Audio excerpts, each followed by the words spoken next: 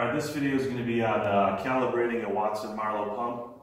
Most of the Watson-Marlows are now operating all the exact same type of system of how to do a calibration. So first things first, we're going to want to make sure that our pump is in manual mode. And the first thing we're going to do is we're going to fill our calibration column.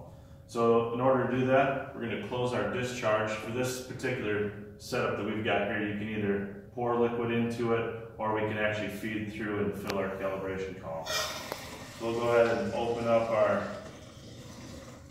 our filling valve for the calibration column. Go ahead and start running the pump.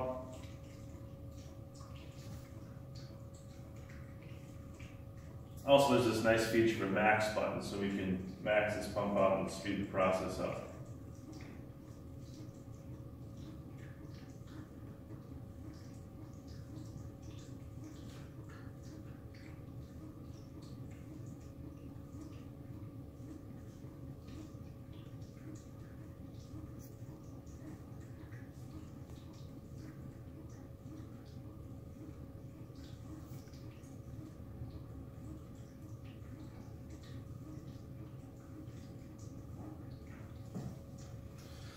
So that should be enough volume that we should need for this. So we'll go ahead and stop the pump. At that time, we go ahead and close our fill for our calibration column. We're going to close our inlet valve, open the feed of our calibration column. We're going to go ahead and make sure we open our discharge. And I always tell people, let's make sure that we run this for a little bit, just in case we've got any air trapped in this line, so that way we make sure that we get an accurate calibration. So run it for a little bit. We're going to make sure that we can see our line going down. So at that time, what we're going to do is we're going to hit the mode button. We're going to go into flow calibration. We're going to adjust for our mils per minute. So you want to calibrate at where your normal feed operation is going to be. So let's just say for this instance that it was going to be at 40 mils per minute. So then we're going to hit enter. And it's going to give us the cue right on the screen of what to hit next. But the first thing we want to do is we want to make sure that we record where our starting point was. So for this, we are at 300 mils. So at this point, we just go ahead and hit the start button. The nice thing is we don't need to have a timer. We don't need to have anything else with this pump. It's going to start recording what our drawdown was. So therefore, we don't have to do anything with time. So we'll let that run for a while.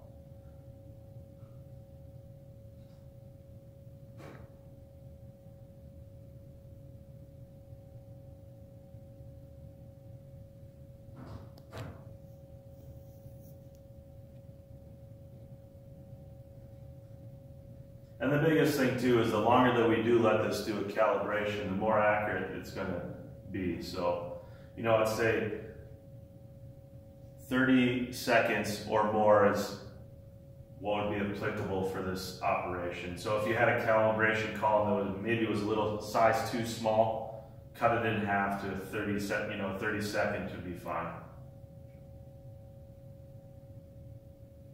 You know, and us knowing that it was a 40 mil drawdown, so we know that at least we're over a minute. But we're gonna, since we started off at a nice number, we'll stop it at the roughly the 50. So go ahead and stop and continue. And what it's saying here is the calibration accuracy improves with higher volumes, and you're always going to get that note on there. It's just reminding you that the longer you run it, the more accurate it's going to be. So we'll hit continue. So at this point, we would just hit the up and down arrows to how many mils it actually pumps. So on here, it's looking like that we actually hit exactly that 55 mils per minute. So we don't have to do anything. But if we were off a little bit, we'd just hit the up or down arrow keys and select where we needed to be. We go ahead and hit enter. And then now it's saying that we're 6.67 mils per revolution. So we go ahead and accept that. And that's how you calibrate the Watson-Marlow in calibration mode. Thank you. This ends this video.